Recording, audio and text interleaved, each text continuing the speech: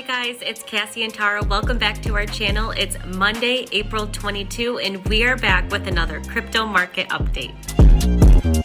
All right, so this is the second time we're recording this video, guys. So that's why we're just gonna get right into the charts this time. Okay, so here we are on Bitcoin, and this is the daily time frame. There's only a couple things that I want to show you guys on this chart before we have Cassie take us into the subwaves here.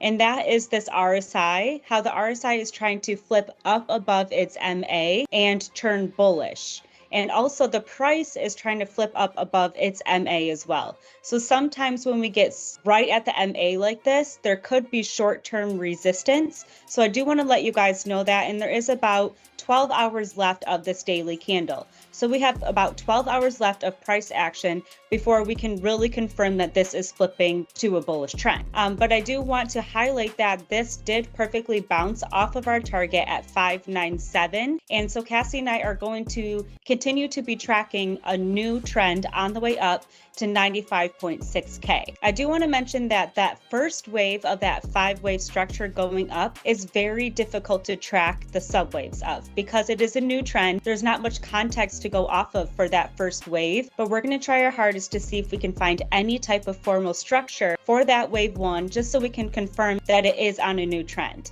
And we still have this major resistance here at 66.7K, which it has already come up and hit. And then we have this resistance here at this 2618. So if you remember, this was our fib target for this wave 3 up here. So because we're in wave 4, we need to break up above this major resistance here to confirm that we're starting that 5th wave. So this is definitely something that we need to be watching out for during the rest of this week. So let's just have Cassie go into the subwaves, starting with this bottom here at 597 to see if we can track any type of subwaves during this wave 1. Okay, I have the Bitcoin 1-hour chart pulled up here, and you can see from our C target here, this is the wave that we are making so far. So nothing clear as far as a 5-wave structure goes, but we are making new highs past previous highs. And on Tara's Coinbase exchange, we did already perfectly touch that 0.5 retrace. So I'm just going to show you guys how to get the larger retrace levels on your chart, because these are going to be the most critical as we start to come up here. So I just have the regular fib retracement, and I'm going from our high all the way down to that C target there. So you can see on this Bitstamp chart, it hasn't quite made it to that 0.5 fib there, but on that Coinbase one, it did reach that 0.5 fib. But this 0.5 fib here at 66.7 is a critical level. This would indicate to us whether or not the correction is complete or not, the price action that happens at this 0.5 level. When I zoom out to the 4-hour, it's a little bit more clear as far as the RSI goes. So I just wanted to show you guys what this looks like so you guys can have this on your chart. So what you see here on the RSI is we have this trend line here that was support, and we have not tested that yet. So it does look like we need some type of test either on this top of this trend line here or even on the MA. So we are kind of slightly between support and resistance here. But the highest high in price has not made that bearish divergence yet that we really want to see in tops. So we might come down and get some kind of support, but it doesn't look like we've seen our top yet. So make sure you have these local retrace levels pulled on your chart, and then this RSI channel here is what I'm tracking. So possibly short-term support on the MA and coming back up to perfectly touch this. It would be a really bullish sign if we can break back up above this trend line here. So like again, I'm on the 4-hour where it's a little bit more clear here. So I think that's enough for Bitcoin. We really need some more development, and really we are still within those correction levels, so we can't really confirm that larger 5th wave until we start to break at least above the 0.5 level. So I wanted to point that out there, that 0.5 level is very critical on Bitcoin. We should be coming up and testing those levels today. So yeah, so for support, I think we're looking at about 65,000, and then resistance at about 66.7. All right, let's get over to Ethereum. Okay, so here we are on Ethereum on the daily time frame. And just like Bitcoin, there's really only a couple things that I need to show you on Ethereum before we have Cassie zoom in here on the subwaves. And that is the RSI is flipping its MA as well on the higher time frames. And also that that price is right at the MA as well. Breaking above this would start to confirm that new trend. So this is proving to be a very critical moment in the market right now, guys, because breaking above this would send us onto that new trend, and staying below this means we're still in this correction. So for the rest of the week in the coming days, we're going to be tracking these subwaves here just to confirm that new trend that we've started. So let's just have Cassie take us into the subwaves here to give you a closer look at what's going on. Okay, so I have the Ethereum 1 hour, and you can see we really are technically still within these correction levels, and we haven't broken up in that invalidation point at 3,400, which would really help to confirm our new trend.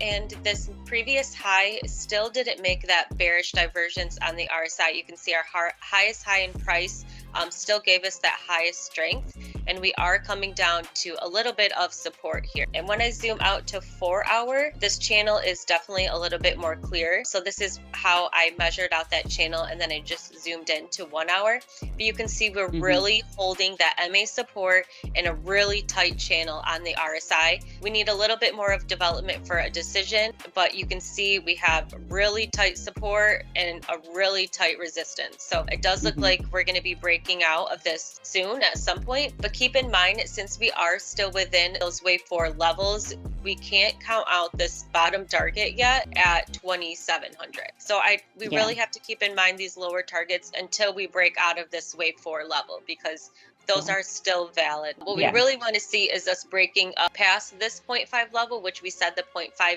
retrace is typically a pivot fib, and you can see that perfect resistance that Ethereum had. So a really bullish sign would be us breaking above that 3,200 area would help us at least start to confirm the new trend. So make sure you have this channel so you can track that, and like I said, I'm on the 4 hour to find that. So that's what I'm looking for on Ethereum in the next few hours, is some kind of break out of this channel to help get us a clear direction there. Yeah. So what is that fib right there, that yellow fib, that major support? This one is the 382. Okay. Larger 382. That should probably turn into support at this point, or hopefully continue to be support now that we're up above that would be a really good sign. Right now that's at 3,100. It would be a good sign if it could at least hold that. Yeah. All right. So that's definitely what we need to keep an eye out for today, not only today, but the rest of the week as well. So, and it doesn't look like there really is any type of wave structure yet. And like I had mentioned to you guys, that wave 1 of this 5-wave structure for the new trend is going to be very difficult to find any type of wave structure, because the new trend is just starting to form. So it doesn't really have any context or anything to go off of at this point. So the wave 1 of a new trend will set the form and the scale for all the rest of the waves. So there is very little rules in a wave 1. So that's something to keep in mind. All right, let's get over to XRP.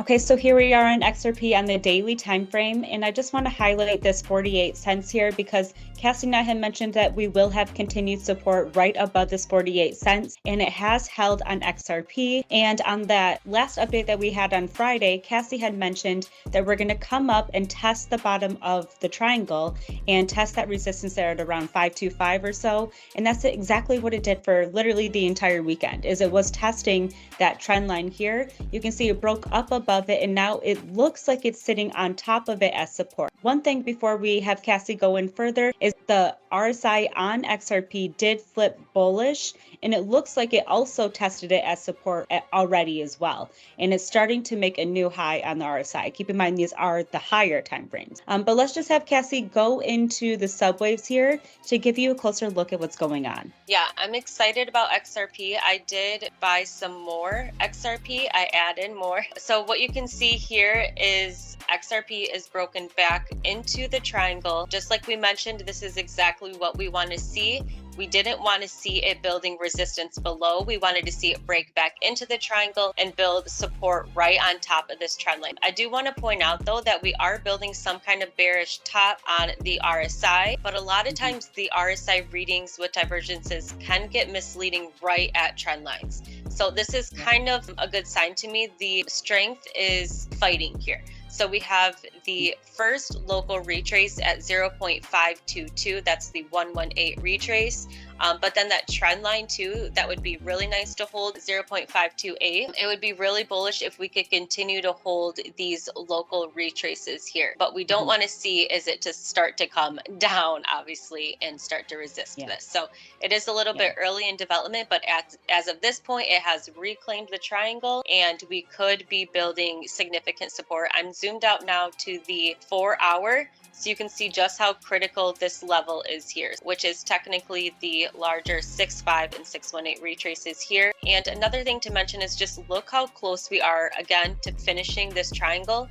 So we're looking at the beginning of June for the apex. So XRP doesn't have to travel all the way this way. It could honestly break out at any point once we start to build support and once these waves are done. This is just going to be a forced decision on XRP. So at this point, this is a really good sign that we've reclaimed this triangle. And if we can build support inside here, that would be even more bullish for XRP. And it would be even more likely that we've already seen the bottom target for XRP. So that's what we're looking for in the next few hours, is just continued support at these local retraces or resistance. So that's what we're looking for, is what happens. And you can see right on 4-hour, we're right at support almost. So this could very well start to build support like we're looking to see.